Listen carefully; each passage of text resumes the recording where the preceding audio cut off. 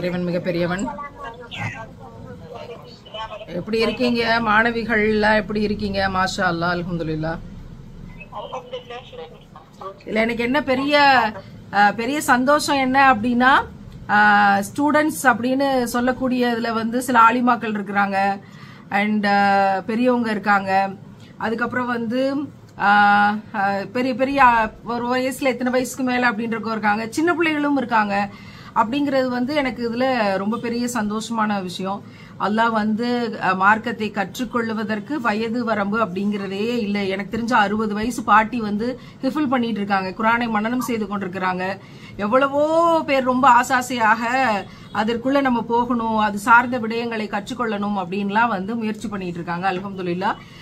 அதன் பொருட்டு பார்க்கும்போது நம்மலாம் இன்னுமே சீனியராகவே சீக்கிரமாகவே ஏதோ ஒரு விடயத்துல ஜாயின் பண்ணிருக்கோம். நீங்க இதுக்கு முன்னாடி நிறைய விஷயங்கள் படிச்சிருப்பீங்க, நிறைய கேட்டிருப்பீங்க, நிறைய பயான்கள் கேட்டிருப்பீங்க, நிறைய மார்க்கம் சம்பந்தப்பட்ட தெளிவுகள் கிடைத்திருக்கலாம். சின்ன பிள்ளைகள் தான் யாரோ 1-2 பேர் வந்து இன்னும் குர்ஆன் ஓத கற்றுக்கொள்ளல அப்படிங்கும்போது அந்த 4 பேரையும் எடுத்து அவங்களுக்கு இப்ப 1-on-1 குர்ஆன் கற்பிச்சு கொடுக்கறதுக்கான ஒரு சோர்ஸையும் நான் கிரியேட் பண்ண சொல்லியிருக்கேன். அல்ஹம்துலில்லாஹ். கிட்டத்தட்ட 40 பேர் இப்போ நம்ம வகுப்புல இணைஞ்சிருக்கோம். இந்த மாதம் முழுதும் அட்மிஷன் போகும். இன்னும் நிறைய பேர் இதுல இணையறதுக்கு வாய்ப்பு இருக்கு அப்படின்னு நான் நம்புறேன். அல்ஹம்துலில்லாஹ். பாடங்கள்லாம் எப்படி இருக்கு, என்ன மாதிரியான விஷயங்கள் அப்படிங்கறது வந்து இனி போக போக தான் தெரியும். மாஷா அல்லாஹ். எல்லாருமே வந்து ஒரு விதமான பெரிய நம்பிக்கையோட ஒவ்வொரு விஷயத்தையும் நாம் அணுகி கொண்டு இருக்கிறோம். ஒவ்வொருத்தருக்குமே ஒரு பெரிய கனவுகள் உண்டு, நம்ம ஏதாவது இந்த லைஃப்ல வந்து அச்சீவ் பண்ணணும் அப்படின்னு. நாம் பார்க்கக்கூடிய இம்மையினுடைய கண்களுக்கு இந்த உலகத்துல நாம் இதை செய்யணும் அப்படின்னு ஒரு ஷெட்யூல் கண்டிப்பாகவே எல்லாருக்குமே இருக்கும். இதுல நாம் இம்மையின் வெற்றியாளர்கள் அப்படிங்கறத தாண்டி மறுமையில வெற்றியாளரா ஆகிறது அப்படிங்கறதா நிரந்தரமான வெற்றி.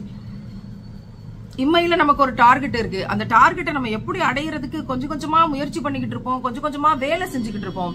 ஆனா மறுமையில அடையக்கூடிய வெற்றி நிரந்தரமானது, இம்மையினுடைய வெற்றி நிரந்தரமானது அல்ல. அது ரொம்ப சீக்கிரமாவே அழியக்கூடியது. நம்முடைய உடலே ரொம்ப சீக்கிரமா அழியத்தான் போக போகுது. அப்படின்னா நம்ம அடையக்கூடிய இம்மையில் அடையக்கூடிய விஷயங்கள்ல நாம் பிறருக்காக நல்ல அமல்களை எவற்றை செஞ்சோமோ அதை தான் நம்ம எடுத்துக்கிட்டு போறோம். அது மட்டும்தான் நிரந்தரமா நம்ம கூட வரப்போகுது அதனுடைய பயன்கள். அப்படின்னா அதை நாம் செய்வதற்கு எப்படி திட்டமிடுறோம்? இப்ப எல்லாருமே நான் பாக்குறேன், எல்லாருமே ஹிஜாபோட தான் இருக்கிறோம், எல்லாருமே வந்து தலைக்கு ஒரு துணி போட்டு தான் உட்கார்ந்துருக்கோம். வீடுகள்ல இருந்தா கூட நம்ம வந்து தலைக்கு துணி போட்டு அப்படித்தான் ஒரு பேணுதலோடு இருக்கக்கூடிய ஒரு கல்ச்சர், இஸ்லாமிக் கல்ச்சர் அப்படிங்கிற விஷயங்கள் வெளியிலிருந்து வந்த எங்களை போன்றவர்களுக்கு ஒரு பெரிய கிஃப்ட். அதோட விஷயங்கள், அதோட பேணுதல், அதோட பிரிவென்டிவ்னஸ், அது எவ்வளவு அழகா முன்கூட்டியே பாதுகாக்குது அப்படிங்கிற விஷயங்கள் கேள்விப்படும் போது அது மிக அற்புதமானது அப்படிங்கறத ரியலைஸ் பண்ணுறது வந்து வெயில இருந்து வந்தவங்களுக்கு தான் இன்னும் நல்லா விளங்குது நிழலுடைய அருமை அப்படின்னு சொல்ல முடியும். அப்ப அந்த மாதிரி ஒரு ஹிஜாபோடு அப்படிங்கிறது இருக்குன்னா, ஹிஜாப் என்பது நம்முடைய தலைக்கு துணிக்கு போடுறது அப்படிங்கறதை தாண்டி, நம்முடைய தலைமுடிக்கு போடுறது அப்படிங்கறத தாண்டி, நம்முடைய உடலை மறைத்துக் கொள்வது அப்படிங்கறத தாண்டி, நம்முடைய உள்ளத்திற்கு நாம் என்ன ஹிஜாப் போட்டோம் அப்படிங்கறதுலதான் அதனுடைய சக்சஸ். உடம்புக்கு ஹிஜாப் போடுவது அப்படிங்கறதுக்கு முன்னாடி நான் இஸ்லாம் என்கின்ற ஹிஜாபை வச்சு என்னுடைய உள்ளத்திற்கு பேணுதலை பூட்டி விட்டு தான் நான் அது பிறகு என்னுடைய உடலுக்கான பேணுதலை பூட்டுறதுக்கு நான் விளைகிறேன் அப்படிங்கிற ஒரு நியத்தும் உறுதிப்பாடும் இந்த தலைமுறையில் நாம் பார்த்திருந்தால், போன தலைமுறையில் பார்த்திருந்தால், அதற்கு முந்தைய காலத்தினுடைய வரலாறுகளில் பார்த்திருந்தால், நபிமார்களுடைய வாழ்க்கையில் வரலாறுகளில் பார்த்திருந்தால், இறைவன் எந்த ஊரையும் புரட்டி போட்டு அழித்திருக்க மாட்டான். நரகத்தில் அதிக எண்ணிக்கையில் பெண்கள் இருந்திருப்பார்கள் என்ற அறிவிப்பு வந்திருக்காது. பெண்கள் இவ்வளவு தூரம் பேராசை கொண்டவர்களாக இருக்கிறார்கள்னு சில விடயங்கள் நமக்கு நடந்திருக்காது. இன்னைக்கு நடக்கக்கூடிய மீடியா அபியூஸ் அப்படிங்கறதுல கிரைம், சைபர் கிரைம் அப்படிங்கிற குற்றவியல் நடப்புகள்ல பெண்கள் நிறைய அதிகமான எண்ணிக்கையில் இருக்கிறார்கள் அப்படிங்கிற விஷயத்தை நோக்கி நாம் ஒரு புள்ளிவரத்தை அடைஞ்சிருக்க மாட்டோம். அப்போ இங்க என்ன விளங்குது?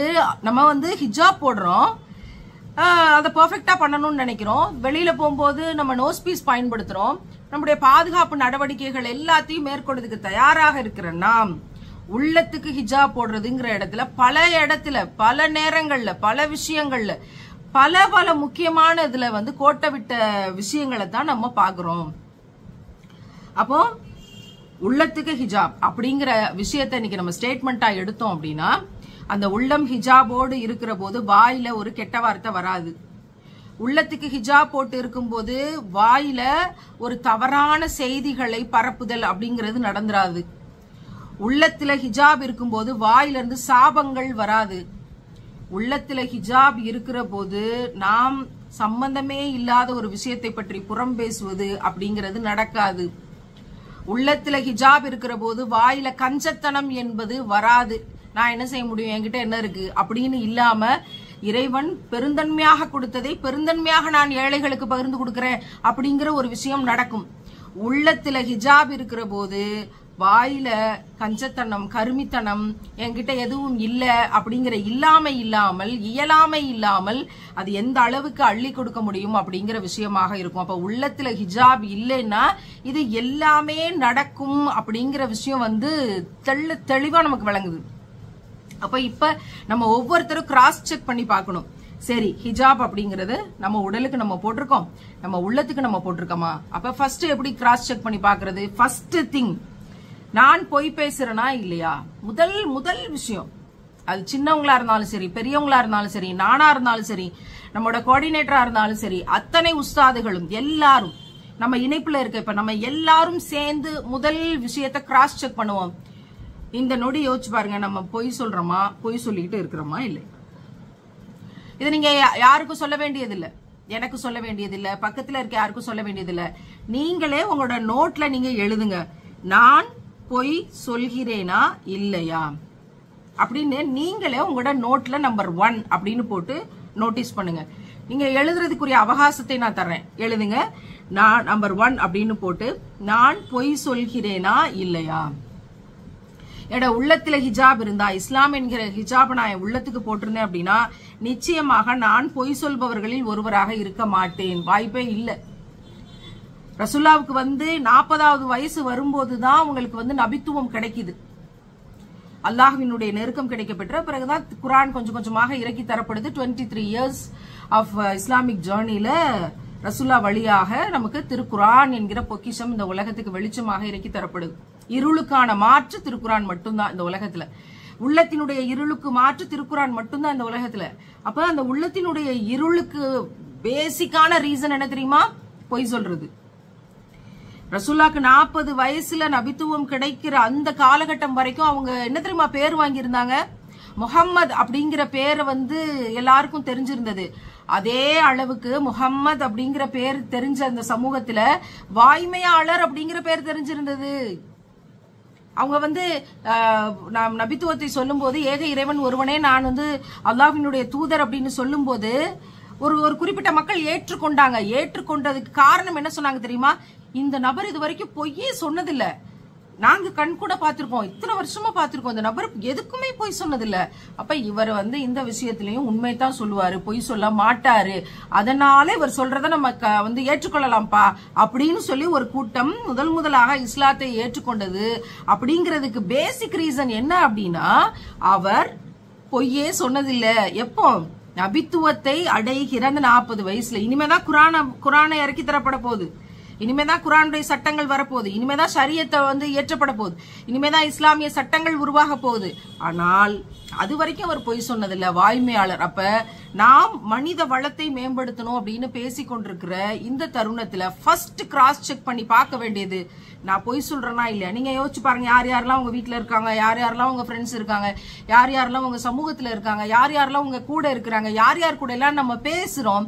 அப்படி பேசுகிற அனைத்திலும் நீங்க ரொம்ப தூரம் பின்னாடி போக வேண்டாம். கடந்த 6 மாதமாக நான் யார்கிட்டயுமே பொய் சொல்லலையா? கடந்த 6 மாதமாக நான் யாருக்கிட்டையுமே பொய் சொல்லலையா அப்படிங்கறத நம்ம மனசுக்குள்ள ரிவைண்ட் பண்ணி பார்ப்போம். அல்லது நம்ம பொய் சொல்லக்கூடிய நிலைமையில இருக்கமா இல்லையா நமக்கு தெரிஞ்சிடும். நான் வந்து 36 வயசு வரைக்கும், இஸ்லாம் கிடைக்கிற வரைக்கும் நான் நிறைய பொய் சொல்லியிருக்கேன். ஏன் உங்களுக்கு அறிவுங்கிறதே கிடையாதா? நீங்க ஒரு டீச்சரா தானே இருந்தீங்க, கவர்மெண்ட் ஸ்கூல்ல பிள்ளைகளுக்கு பாடம் சொல்லி கொடுத்து கொண்டு தானே இருந்தீங்க. உங்களுக்கு தெரியாதா முஸ்லீமா இருந்தா தான் பொய் சொல்லக்கூடாதுன்னு ஏதாவது இருக்குதா? மனுஷனா பிறந்த எல்லாருக்குமே பொய் சொல்லக்கூடாதுன்னு தெரியாதா அப்படின்னு கேட்கக்கூடியவர்களுக்கு பதில், எனக்கு இஸ்லாம் கிடைச்ச பிறகு நான் பாதுகாப்பை அடைந்திருக்கிறேன் அப்படிங்கிற விட்னஸாக நான் இருப்பேன் அப்படிங்கிற பதில மட்டும்தான் திரும்ப திரும்ப சொல்லிக்கிட்டே இருப்பேன். அப்ப 36 வயது வரைக்கும் என்னுடைய வாழ்க்கையில நான் பல பொய்களை ஒவ்வொரு சந்தர்ப்பத்திலும் நான் பயன்படுத்தி இருக்கிறேன். அதுல இருந்து நம்ம அதுல மாறிக்கலாம், இதுல இருந்து இதை சரி செஞ்சுக்கலாம், இதுல இருந்து தப்பித்துக் கொள்ளலாம் அப்படிங்கிற மாதிரியான பொய்கள். பொய் தான். அதுக்கு நீங்க என்ன காரணம் வேணாலும் சொல்லலாம். பொய்மையும் வாய்மையின் இடத்து அப்படின்னு என்ன வேணா சொல்லலாம். ஆனா பொய் தான். அப்போ பொய்கள் அப்படியெல்லாம் இருந்திருக்கு அப்படிங்கறத நான் ரசூலுல்லாஹ்வினுடைய வாய்மையாளர்ங்கிற பக்கத்தை படிச்ச பிறகு, அவர் வாய்மையாளராக இருந்து சமூக மாற்றத்திற்காக வேலை செஞ்சதுனாலதான் இருக்கிறதுலே ஒழுக்கங்கெட்ட ஒரு சமூகத்தை இருக்கிறதுலே ஒரு ஒழுக்கத்தில் சிறந்த ஒரு சமூகமாக மாற்றினார். அப்ப இந்த சமூகத்தினுடைய ஒழுக்கத்திற்காக, இந்த அடுத்த ஜெனரேஷன் அப்படிங்கிற பிள்ளைகளுக்காக நம்ம தொடர்ந்து வழியோடு ஓடிக்கொண்டிருக்கும் போது நாம் பொய் என்பதை ஸ்டாப் பண்ணா மட்டும்தான் அடுத்த ஜெனரேஷனுடைய விஷயத்துல ஏதாவது ஒரு பேணுதலை என்னால் சரி செய்ய முடியும் அப்படிங்கிற விஷயத்த நான் உணர்றேன். அதுக்கு பிறகு அல்ஹம்துலில்லாஹ் நான் பொய் பேசக்கூடாதுங்கிறத இந்த 3 ஆண்டுகளாக அப்படியே பயிற்சி செய்து கொண்டே வந்து கொண்டிருக்கிறேன். அல்ஹம்துலில்லாஹ். இந்த உலகத்தையே உருட்டி உங்களுக்கு தந்துடுறேன், உங்களோட ப்ராஜெக்ட் இப்படி இருக்குல்ல, உங்களுக்கு இத்தனை கோடி ரூபாய் இந்த ஹோம் கட்டணும்ல, உங்களுக்கு இது தேவை அது தேவை, எல்லாத்தையும் நாங்க தந்துடுறோம், இந்த ஒரு பொய்யை மட்டும் சொல்லுங்கள் அப்படின்னு யாராவது சொல்லுவாங்க அப்படின்னா எனக்கு எதுவுமே தேவையில்லை, நான் பஞ்ச பராரியாக செத்து போனாலும் பரவாயில்லை, நான் பொய் பேச மாட்டேன். ஏன்னா என் உயிரினும் மேலான உத்தம நபிகள் நாயகம் ஸல்லல்லாஹு அலைஹி வஸல்லம் அவர்களை நான் சந்திக்கும் போது சொல்லணும், வாய்மையாளரின் உம்மத்தாக நான் பயிற்சி செய்து கொண்டு குறைந்தபட்சம் அந்த தகுதியை உங்க இடத்துல இருந்து பெற்றறணும் அப்படிங்கிற பயிற்சியோட நான் வந்து சேர்ந்திருக்கிறேன் யா ரசூலுல்லாஹ் நான் சொல்லணும். அதனால இவையெல்லாம் இறைவனால் ஆகாதான், ஆகுனா ஆயிரப்போது. அவன் ஆகணும்னா ஆக்க போறான், ஆக்க தேவையில்லைன்னா ஆக தேவையில்லாம இருந்துட்டு போகுது. அதன் பொருட்டு நான் பொய் சொல்ல வேண்டிய அவசியமில்லை, நான் பொய் சொல்ல மாட்டேன் அப்படிங்கிற வைராக்கியம் என்னுடைய இந்த நொடியில் இறைவன் எனக்கு தந்திருக்கக்கூடிய ஒன்று. இதை நான் 3 வருஷமா நான் கொஞ்சம் கொஞ்சமா அப்படியே பிராக்டிஸ் பண்ணிக்கிட்டே வந்துகிட்டு இருக்கேன். அல்ஹம்துலில்லாஹ். இப்ப ரசூலுல்லாவை பார்த்து நான் பேசி வாய்மையாளரின் உம்மத் என்ற தகுதியை நான் வளர்க்க பிரயத்தனப்பட்டேன் அப்படின்னு சொல்லணும்னு நினைக்கும் போதே கண்ணில் கண்ணீர் தண்ணி வருதே. நம்ம ரசூலுல்லாவை பார்த்தோமா? எங்கேயாவது ஏதாவது ஒரு படத்துல இப்படி இருப்பாங்க அப்படிங்கிற யூகத்துல அவங்கள நமக்கு ஏதாவது தெரியுமா? ஒரு படம் கூட நமக்கு அவங்கள பத்தி இல்ல. படம் வரைந்து வைப்பது அப்படிங்கிறது நமக்கு வழக்கத்துல இல்ல, நமக்கு தெரியாது. ஹதீஸ்ல படிக்கிறதோட சரி, இப்படி இப்படி இருப்பாங்களாமே அப்படின்னு படிக்கிறதோட சரி, அவர்களை நம் கண்ணால் காணவில்லை, நம்ம அவங்க கூட இருந்து பார்க்கல, புத்தகங்கள்ல பேப்பர்ல ரசூலாவை பற்றி படிக்கிற தகவல்களை தவிர நமக்கு வேறு எதுவும் இல்லை. ஆனால் உள்ளம் நிறைய அவர்தான் நிறைந்திருக்கிறார். அவங்களோட விஷயங்கள்ல ஒரு சின்ன மாற்றம் இங்க நடக்கும்போது பெருசா வலிக்குது. அச்சோ இவங்க என்ன செய்வாங்க நாளைக்கு, ரசூல்லா அப்படி செய்யக்கூடாதுன்னு சொல்லி இப்படி செய்ய வேண்டிய தேவை இருக்குன்னா நாளைக்கு இவங்க என்ன செய்வாங்க அப்படிங்கிற பரிதவிப்பு வருது இல்லையா? இந்த இடத்தில் நம்ம பெரிய அகத்தாய்வு செய்யக்கூடிய விஷயம். எல்லா விதமான நல்ல குவாலிட்டிஸ்க்கும் அஸ்திவாரம் வாய்மை சத்தியம் என்பதுதான். அப்போ நம்ம நல்லா கிராஸ் செக் பண்ணிக்கலாம். நம்ம பொய் பேசுறோமா, பொய் பேசல, பொய் பேசலங்க அப்படின்னா அண்டர்லைன் பண்ணி வச்சு இனி மரணிக்கும் வரைக்கும் நான் பொய் பேசக்கூடாது. ரசூலுல்லாவினுடைய உம்மத், வாய்மையாளரின் உம்மத், அவர்களுடைய சமூகம்னு ரொம்ப சந்தோஷமா சொல்லக்கூடிய இந்த பொய் பேசுறது இல்ல, வாய்மை சத்தியம்ங்கிற பிராக்டிஸ நான் எடுப்பேன் அப்படின்னு இன்ஷா அல்லாஹ் நம்ம ஒவ்வொருத்தரும் உறுதி எடுத்து நான் மரணிக்கிற வரைக்கும் அந்த பாதையில போகணும். எல்லாரும் அவங்கவுங்க இருக்க இடத்துல இன்ஷா அல்லாஹ் சொல்லிக்கோங்க. சுப்ஹானல்லாஹ். இந்த இந்த இந்த இந்த பாக்கியத்தை எல்லாம் நமக்கு தர்றான் பாத்தீங்களா? இந்த பொழுது எல்லாரும் இஞ்சி டீ குடிச்சிட்டு தூங்கி எந்திரிச்சு தொழுதுட்டு ஏதாவது சாயந்தர பிள்ளைகளோடு அப்படின்னு இருக்கக்கூடிய இந்த பொழுதை நமக்கு இறைவன் நான் வாய்மையாளரின் உம்மத் என்பதற்கான பயிற்சியை உறுதி எடுக்கக்கூடிய ஒரு சத்தியத்தை பேணக்கூடிய ஒரு விஷயத்தை தந்து இன்ஷா அல்லாஹ் நம்ம சொல்லுவோம் அப்படின்னு நம்மள ஆக்கி தந்திருக்கிறான். அப்படின்னா இறைவன் மிகப்பெரியவன், அவன் தேர்ந்தெடுக்கிறான். இதற்கான கருவிகளை தேர்ந்தெடுக்கிறான். நீங்க 40 பேரும் இதை கேக்குறீங்க அப்படின்னா இதை பிரச்சாரம் செய்யக்கூடிய தகுதியோடு நீங்க ஒவ்வொருத்தரும் களத்துக்கு வர வேண்டும். நீங்க மரணிக்கிற பொழுது வரைக்கும் உங்க வீட்டுல, உங்க பிள்ளைகளிடத்துல, நாளைக்கு உங்களுடைய சமூகத்துல, நீங்க பயணிக்க போற இடத்துல, வேலை செய்ய போகிற இடங்கள்ல இந்த பிரச்சாரத்தை நீங்கள் முன்னெடுக்க வேண்டும்.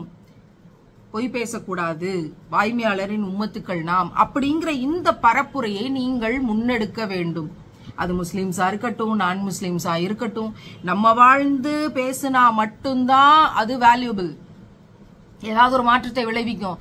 நான் சும்மா உங்கள்கிட்ட கதையை படிச்சு பேசிட்டு, நான் வரலாற படிச்சு சொல்லிட்டு, இலக்கணத்தை நடத்திட்டு, வேற ஏதாவது என்னென்ன பாடத்திட்டத்துல பாடம் இருக்குன்னு பார்த்து பேசிட்டு, நான் பொய் சொல்றது அப்படிங்கிற விஷயத்துல இருந்து என்ன பாதுகாத்துக்கறல, நான் அதை பிராக்டிஸ் பண்ணல அப்படின்னா எல்லாத்தினுடைய விளைவும் ஜீரோ. எல்லாத்தினுடைய விளைவும் ஏன்? எல்லா மாரல் அண்ட் வேல்யூஸ் என்று சொல்லப்படுகிற மதிப்பீடுகளுடைய அஸ்திவாரமே சத்தியத்தை பேணுவது என்பதுதான். அப்ப அந்த சத்தியத்தை பேணுவதுங்கிறதுலே கோட்டை விட்டா, அதனாலதான் நாம் உயிரினும் மேலாக நேசிக்கக்கூடிய உத்தம நபிகள் நாயகம் ஸல்லல்லாஹு அலைஹி வஸல்லம் அவங்க சொன்னாங்க, யாரெல்லாம் பொய் பேசுறாங்களோ அந்த பொய்கள் ஒவ்வொன்றும் நரகத்தின் வாசலுக்கு கைபிடிச்சு கொண்டு போய் விடும். பொய்கள் நரகத்தின் வாசல். எனக்கு ஒரு அருமையான ஒரு காட்சி எனக்கு 3 வருஷத்துக்கு முன்னாடி விவரிக்கப்பட்டுச்சு. அப்பதான் இதோட தன்மை என்ன எனக்கு அப்படிங்கறது விளங்குச்சு. அதை நான் அப்படியே உங்களுக்கு சொல்றேன். ரசூல்லா ஒரு சஹாபாவோட வீட்டுக்கு போறாங்க. ஏதோ உட்காந்து டிஸ்கஸ் பண்றாங்க. அப்போ ஒரு குட்டி பிள்ளை அங்க விளையாண்டுட்டு இருக்குது. அப்போ அந்த கதவுக்கு திரைமறைவுக்கு பின்னாடி இருந்து அவங்களோட உம்மா கூப்பிடுறாங்க, இங்க வாயேன், நான் உனக்கு ஒண்ணு தாரேன் அப்படின்னு சொல்லி கூப்பிடுறாங்களாம். ரசூல்லா இதை கவனிச்சுட்டு அந்த பிள்ளையும் உள்ள போயிட்டு அவங்க அம்மா கூட விளையாண்டுட்டு போயிருச்சு. இங்க பேசி முடிச்சுட்டாங்க, டிஸ்கஷன் முடிஞ்சிருச்சு. டிஸ்கஷன் முடிஞ்ச பிறகு அந்த பெண்மணியை கூப்பிடுறாங்க. கூப்பிட்டு, உங்க பிள்ளைக்கு நீங்க ஏதோ தரேன்னு சொன்னீங்களே, தந்துட்டீங்களா அப்படின்னு கேட்டாங்க. உடனே அவங்க சொன்னாங்களா, இல்ல, நீங்க 2 பேரும் முக்கியமா ஏதோ பேசும்போது அந்த பிள்ளை குறுக்குல டிஸ்டர்ப் பண்ற மாதிரி இருக்கும், அதனாலதான் நான் உள்ள கூப்பிட்டுக்கிறதுக்காக அப்படி சொன்னேன் அப்படின்னு சொல்லி சொன்னாங்களாம். ரசூல்லா சொன்னாங்களாம், இது கூட பொய்யினுடைய பட்டியலில் அடங்கும், பொய்கள் நரகத்தின் வாசலுக்கு கொண்டு போய் சேர்க்கும், கவனமா இருங்க அப்படின்னு சொல்லிட்டு போனாங்க. அப்போ இங்க வாயா உனக்கு ஒண்ணு தரேன் அப்படின்னு சொல்லி பிள்ளையை கூப்பிடுறதுல கூட ஏதாவது ஒண்ணு தர்றதுக்கா இருந்தா தான் அப்படி சொல்லி கூப்பிடணும். இல்லைன்னா தூக்கிட்டு போயிடணும். இல்லைன்னா அந்த பிள்ளைய வேற ஏதாவது சொல்லி கூப்பிடணும். இல்லைன்னா இங்க உடனே வா, ஒரு முக்கியமான விஷயம் அப்படின்னு சொல்லி கூப்பிட்டு என்னன்றத சொல்லணும். நீங்க அங்க இருந்தா தொந்தரவு பண்ணுவ, அதனாலதான் கூப்பிட்டேன் அப்படின்னு சொல்லணும். அப்போ சின்ன விஷயம், சாதாரண விஷயம் கூட அது மாறாக நடக்குது, நான் மாறாக சொல்லியிருக்கிறேன், நடக்கிறதுக்கு மாறுபட்டு அதை நான் பேசியிருக்கிறேன் அப்படின்னா இறைவன் பாதுகாக்கணும், அது நரகத்தின் வாசலுக்கு கொண்டு போகும் ரசூல்லா சொல்றாங்க. அப்படின்னா நம்ம எவ்வளவு பேணுதலோடு இந்த நாவை பாதுகாக்கணும்னு யோசிச்சு பாருங்க. இந்த நாய் என்பது எவ்வளவு பாதுகாக்கப்படணும். இன்னைக்கு இருக்கக்கூடிய மிகப்பெரிய பிரச்சனை இந்த நாட்டுல என்ன தெரியுமா? அபியூஸ். பெண்களுக்கு எதிரான மிகப்பெரிய பிரச்சனை அபியூஸ். உலகத்திலேயே அபியூஸ்ல யாரு நம்பர் 1ல இருக்கும்? நம்ம நாடுதான் முன்னணியில இருக்கு, நம்பர் 1ல இருக்கு. ஒருவனுக்கு ஒருத்திங்கிற கலாச்சாரத்தை இந்த பக்கம் பயங்கரமா பேசுவோம். ஆனா எய்ட்ஸ்ல முதலிடத்துல எந்த நாடு இருக்கு? நம்ம நாடுதான் இருக்கு. அபியூஸ்ல எந்த நாடு முன்னணியில் இருக்கு? நம்ம நாடுதான் இருக்கு. அந்த அபியூஸ்ல 2 வகையான பிரிவு இருக்கு. ஒன்னு பிசிக்கல் அபியூஸ், பாலியல் வன்புணர்வு, வன்கொடுமை. இன்னொன்னு வெர்பல் அபியூஸ், வார்த்தைகளால் அபியூஸ் பண்றது, கெட்ட வார்த்தைகள் அப்படிங்கிறது இருக்குல்ல. நமக்கு பல விஷயங்களுக்கு கெட்ட வார்த்தைகளே தெரியாது. ஆனா நான் எல்லா விதமான கெட்ட வார்த்தைகளையும் என் காதில் வாங்கி இருக்கிறேன். அதுக்காக நான் எவ்வளவோ அழுதுருக்கிறேன், எவ்வளவோ கண்ணீர் சிந்திருக்கிறேன். ஏன் இப்படி எல்லாம் பேசுறாங்க இந்த ஆண்களுடைய சமுதாயம் அப்படின்ட்டு நான் அழுது புலம்பி கஷ்டப்பட்ட ரணம் நிறைந்த பொழுதுகளை எல்லாம் அல்லாஹ் பாதுகாத்து என்னை கொண்டு வெளிச்சத்தின் இடத்தில் என்னை இருத்தி வைத்திருக்கிறான். அல்ஹம்துலில்லாஹ், எல்லா புகழும் இறைவனுக்கு தான். இனி ஒரு நாள் அந்த வெர்பல் அபியூஸ்ன்றது என் காதுல விழுந்துடக்கூடாது அப்படின்னு நான் நிறைய துவா செஞ்ச பொழுதுகள் எத்தனையோ. உங்கள் எல்லாருக்காகவும் நான் துவா செய்யறேன். யாருக்கும் இந்த வெர்பல் அபியூஸ் அப்படிங்கிறது நடக்கக்கூடாது. எந்த கெட்ட வார்த்தையாலும் ஒரு பெண் கண்ணியமற்று நடத்தப்படக்கூடாது அப்படிங்கிறது. பிசிக்கல் அபியூஸை விட மிக கொடுமையானது வெர்பல் அபியூஸ் என்று ஒரு சாரார் புள்ளி விவரங்களை தருகிறார்கள். பிசிக்கல் அபியூஸ், கொலை செய்யப்படக்கூடிய விஷயம். அதை விட கொடுமையானது இந்த வெர்பல் அபியூஸ். தீயினால் சுட்ட புண் உள்ளாரும் ஆறாதே, நாவினால் சுட்டபடு. தீயினால சுட்டத புண் என்று சொல்லக்கூடிய வள்ளுவர் இந்த நாக்குனால நடக்கக்கூடிய இந்த வார்த்தை கொடுமைய வடு, அந்த வடுனா என்ன இருக்கும், அடையாளமே மாறாமல் தடம் கடைசி வரைக்கும் இருக்கும். அந்த ரணம், அந்த வலி, அந்த வேதனை, அந்த கொடுமை, அந்த துன்பம் கடைசி வரைக்கும் இருக்கும். அதான் வடு. தீயினால சுட்டது புண்ணு, அது ஆறிடும், அது தடம் இல்லாம கூட போயிடும். ஆனால் வெர்பல் அபியூஸ் அப்படிங்கிறது அவ்வளவு கொடுமை நிறைந்த ஒரு விஷயம். அப்போ அந்த வெர்பல் அபியூஸ் அப்படிங்கிற அந்த விஷயத்துக்கு பின்னாடி இந்த நாக்கு இருக்கிறது. அப்ப உள்ளம் ஹிஜாபோடு இல்லாமல் இருக்கும்போது இந்த வெர்பல் அபியூஸ்ங்கிறது சாதாரணமா நடக்கும். பெண்கள் இதை எப்படி தடுப்பது? நாளைக்கு ஒரு பெண் ஒரு ஆண் பிள்ளையை ஈன்றெடுக்கிறாள். ஒரு பிள்ளைக்கு ஒரு பெண் பிள்ளைக்கு ஒரு ஆம்பளை பிள்ளை பிறக்குது. அந்த ஆம்பளை பிள்ளையை அந்த பெண் தான் வளர்க்கிறார் அப்படின்னா இந்த வெர்பல் அபியூஸ் அப்படிங்கறத பத்தி அந்த குழந்தைக்கு சொல்லி தரணும். அந்த ஆண் பிள்ளையை பேணுதலாக வளர்க்கணும். வார்த்தை சுத்தத்தை பற்றி அந்த ஆண் பிள்ளைக்கு கற்பிச்சு கொடுக்கணும். வாய்மை சத்தியம் என்பது, ஹிஜாப் என்பது ஆணுக்கு எவ்வளவு முக்கியம். அப்ப இந்த வெர்பல் அபியூஸ்ல இருந்து இந்த சமூகத்தை பாதுகாப்பதற்கு நீ ஒரு மிகப்பெரிய தூணாக வரணும் அப்படின்ற விஷயத்த அந்த தாய் கற்றுக் கொடுக்க வேண்டும். அல்ஹம்துலில்லாஹ். அப்போ வீட்டுல இருக்கிற கணவனோடு, வீட்டுல இருக்கிற தந்தையோடு, வீட்டுல இருக்கிற தாத்தாவோடு, வீட்டுல இருக்கிற மாமாவோடு, வீட்டுல இருக்க சித்தப்பா, பெரியப்பா, இவ்வளவு ஆண்களின் சமூகம், தான் பெற்று வளர்க்கக்கூடிய ஆண் பிள்ளைகள், இவங்க எல்லாரோடையும் கனெக்டிவா இருக்கக்கூடிய அந்த மனைவி என்கிற அந்த பெண் நிச்சயமாக ஆண்களுடைய சமூகத்துல ஒரு மிகப்பெரிய கண்ணியமான மாற்றத்தை இந்த வெர்பல் அபியூஸ்ங்கிறதுக்கு எதிராக கொண்டு போக முடியுமா முடியாதா? அதுக்காக முயற்சி செய்ய முடியுமா முடியாதா? அதை ஏத்தி வைக்க முடியுமா முடியாதா? முடியும். எல்லாரும் மாறுறாங்களோ இல்லையோ, அவங்க பெத்து வளர்த்த பிள்ளைக்கு அவங்க சின்ன வயசுல இருந்து சொல்லி கொடுத்து வளர்க்க முடியுமா முடியாதா? முடியும். நீங்க ஒரு பொம்பளை பிள்ளைய பெத்து வளர்க்குறீங்க, அந்த பெண் பிள்ளைக்கு நீங்க கற்பிக்க முடியுமா முடியாதா? முடியும். நான் ஒரு பெண் பிள்ளையாக இப்ப பள்ளிக்கூடத்துல படிச்சு கொண்டிருக்கிறேன். நான் வெர்பல் அபியூஸுக்கு எதிராக நான் நிக்கிறேன். இந்த விழிப்புணர்வை நான் என்னுடைய வகுப்பறையில் பரப்புவேன். எல்லா பெண் பிள்ளைகளுக்கும் சொல்லி தருவேன். இதனுடைய விஷயங்களை நான் குறிப்பெடுத்து வெர்பல் அபியூஸ் அப்படிங்கிறது எவ்வளவு மோசமானது, அந்த கெட்ட வார்த்தைகள் இல்லாத சமூகத்தை நாம் படைக்க வேண்டும். பெண்களும் இன்னைக்கு பேச ஆரம்பிக்கிறாங்க. ஆண்கள் அளவுக்கு அதிகமாக அபியூஸ்க்கு அதை பயன்படுத்துறாங்க. அப்படிங்கும்போது இதை சம அளவில் பெண்களின் சமூகத்திலும் ஆண்களின் சமூகத்திலும் பரப்புறதுக்கான வேலையை யாரு செய்ய முடியும்? பெண்கள் தான் செய்ய முடியும். பெண்களாலதான் சிறப்பா செய்ய முடியும். அப்போ ஒரு ஸ்கூல்ல, ஒரு காலேஜ்ல படிக்கக்கூடிய பெண், என்னுடைய தளத்துல நான் இந்த செய்தியை ஏற்றி வைப்பேன். நான் ஒரு ஹவுஸ் ஒய்ஃபா இருக்கேன், ஹோம் மேக்கரா இருக்கேன், நான் என்னுடைய தளத்தில் இருக்க 10 பேருக்கு இதை ஏற்றி வைக்க முடியும். நான் ஒரு ஆலிமாவா இருக்கிறேன், என்னுடைய ஸ்டூடெண்ட்ஸ்க்கு இதை ஏற்றி வைக்க முடியும். என்னோட சரௌண்டிங்க்கு இதை நான் ஏற்றி வைக்க முடியும். ஏதாவது ஒருவருக்காவது ஏற்றி வைக்கணும், நீ ஏற்றி வைங்க. கேட்டுட்டு நான் பிராக்டிஸ் பண்றேன் அப்படிங்கிறது போக அதை யாராவது ஒருவருக்காவது ஏற்றி வைக்கணும், தயவு செய்து நீ ஏற்றி வைங்கள். என்னால என்ன செய்ய முடியும்னு நினைக்காதீங்க.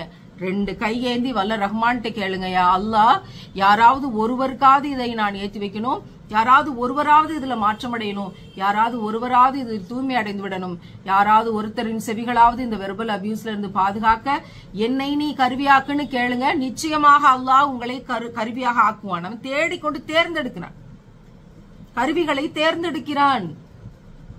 அப்போ அல்லாஹ் நம்மளை தேர்ந்தெடுக்க மாட்டான் நம்மளா அப்படி சொல்ல முடியும்? நிச்சயமாக அவன் தேர்ந்தெடுப்பான். அப்போ என்னை நீ தேர்ந்தெடுப்பாயாக நீங்க கேட்டால் நிச்சயமாக வல்ல ரஹ்மான் அதுக்கு பதில் சொல்லுவான். அப்போ இந்த வெர்பல் அபியூஸ் அப்படிங்கிற இந்த விஷயம் எதனோடு சம்பந்தப்பட்டது? நாவோடு சம்பந்தப்பட்டது. நான் எதனோடு சம்பந்தப்பட்டது? வாய்மையோடு சம்பந்தப்பட்டது. வாய்மை எதனோடு சம்பந்தப்பட்டது? வார்த்தைகளோடு சம்பந்தப்பட்டது. வார்த்தைகள் எதனோடு சம்பந்தப்பட்டது? எண்ணங்களோடு சம்பந்தப்பட்டது. எண்ணங்கள் எதனோடு சம்பந்தப்பட்டது? நம்முடைய மனசோடு சம்பந்தப்பட்டது, நம்மளுடைய சூழலோடு சம்பந்தப்பட்டது. அப்போ நிச்சயமாக நாம் நம் சூழலை இஸ்லாமிக் கல்ச்சர்ல வைக்கிறோம் அப்படின்னா, நாம் ரசூலின் உம்மத் அப்படிங்கறதுல கவனம் வைக்கிறோம் அப்படின்னா, நிச்சயமாக நம்ம மனசை நம்ம நல்லா வச்சிருப்போம், நம் எண்ணங்களை நல்லா வச்சிருப்போம், நம்முடைய வார்த்தைகளை நல்லா வச்சிருப்போம், நம் வாய்மையை நல்லா வச்சிருப்போம், அதிலிருந்து வரக்கூடிய விளைவுகளை நல்லா வச்சிருப்போம். நாம் இதை நல்லா வச்சிருந்து பிராக்டிஸ் பண்ணிட்டோம்னா நிச்சயமாக நம்மை சுற்றி இருக்கிறவர்களுக்கு அதை நாம் பயிற்சி செய்து கொடுக்கணும். இதை இன்னைக்கு நம்ம பிராக்டிஸ் பண்ணுவோம். இன்னும் 1 வாரம் கழிச்சு நம்ம சந்திப்போம் இல்லையா, இன்ஷா அல்லாஹ். இப்போ 1 வாரம் கழிச்சு சந்திக்கும் போது நீங்க ஒவ்வொரு நாளும் ஏதாவது ஒண்ணு குறிச்சு வைங்க. இன்னைக்கு இன்னைக்கு நைட் தூங்கும் போது குறிச்சு வைங்க, இன்னைக்கு முழுதும் நான் போய் பேசல அப்படின்னா டிக் அடிச்சிருங்க. ஒரு ரெட்டிங்க்கு ஒரு ரெட்டு லெட் வாங்கி வச்சுக்கோங்க. அந்த ரெட் லெட்ல வந்து பொய்ன்னு எழுதி வச்சு 7 நாள், இன்னையில இருந்து 7 நாள் தேதி போட்டுக்கோங்க.